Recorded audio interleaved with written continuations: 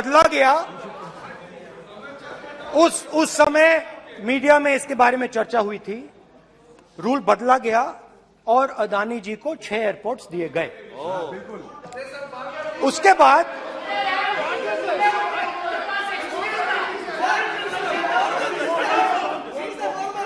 after that India's most strategic profitable airport, Mumbai airport,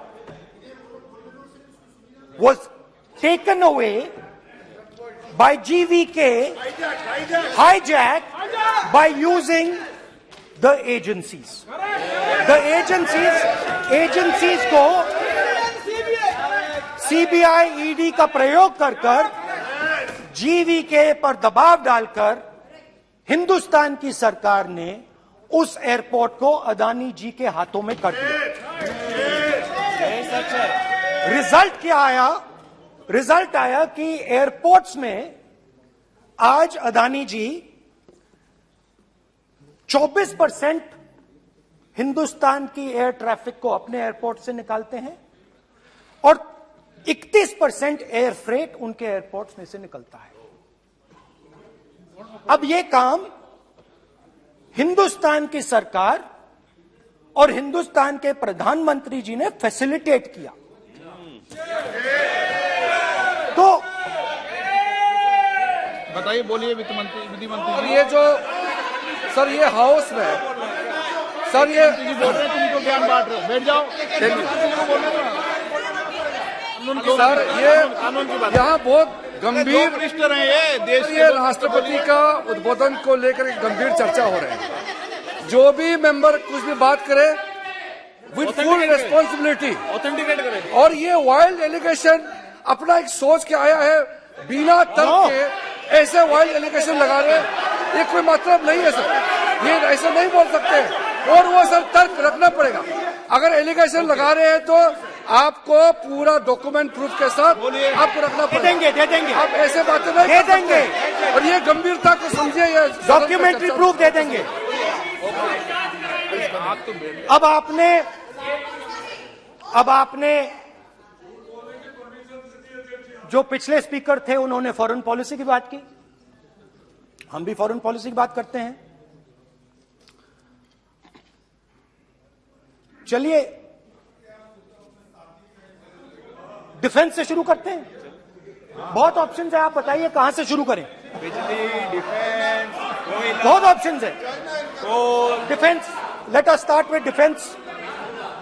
अब defence में अदानी जी का कोई एक्सपीरियंस नहीं था, जीरो एक्सपीरियंस। कल मैंने प्रधानमंत्री को एचएएल में देखा। प्रधानमंत्री जी ने कहा कि गलत आरोप लगाया, मगर रियलिटी तो यह है कि एचएएल का जो कॉन्ट्रैक्ट था 126 हवाई जहाजों का, वो अनिल अंबानी को चला गया और अनिल अंबानी बैंकरप्ट हो गया। वहां भी फैसिलिटेशन था। अब देखिए, और ये जो फ्यूचर एंटरप्रेन्योर्स हैं, जो बिजनेस स्कूल हैं, हार्वर्ड यूनिवर्सिटी जैसे स्कूल हैं, इनको इसकी केस स्टडी बनानी चाहिए, शायद बने।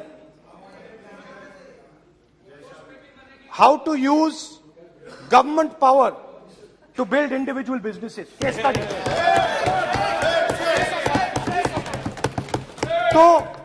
तो अब देखिए, अदानी जी की डिफेंस में इंटरेस्ट देखिए।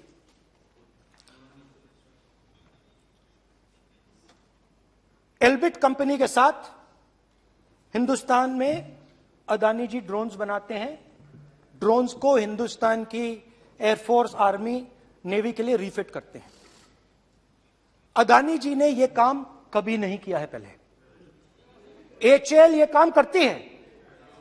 हिंदुस्तान में और भी कंपनीज हैं जो ये काम करती हैं, मगर प्रधानमंत्री जी इजराइल जाते हैं और उसके एकदम बाद अदानी जी को ये कॉन्ट्रैक्ट मिल जाता है, मगर एक नहीं मिलता।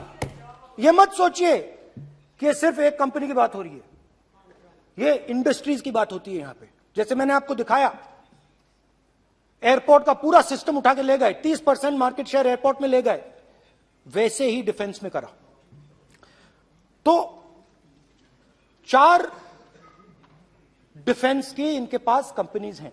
यह काम इन्होंने कभी नहीं किया।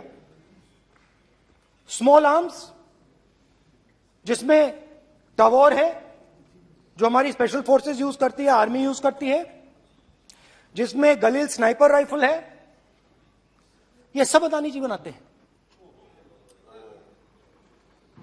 सीधा स्ट्रेट इजराइल में प्राइम मिनिस्टर जाते हैं, प्राइम मिनिस्टर के साथ वहां पे मतलब बीच में पैदल चलते हैं और फिर जादू से पीछे से इंडिया का फर्स्ट कॉम्प्रिहेंसिव एमआरओ मिल जाता है मेंटेनेंस के लिए, जहाजों के मेंटेनेंस के लिए। स्मॉल आर्म्स का बिजनेस मिल जाता है, इजरायली जो ड्रोन्स हैं उसका बिजनेस मिल जाता है। मतलब जो हिंदुस्तान और इजराइल का डिफेंस का रिश्ता है वो पूरा पूरा अदानी जी के हाथ में चला जाता है, खत्म कहानी। हाँ,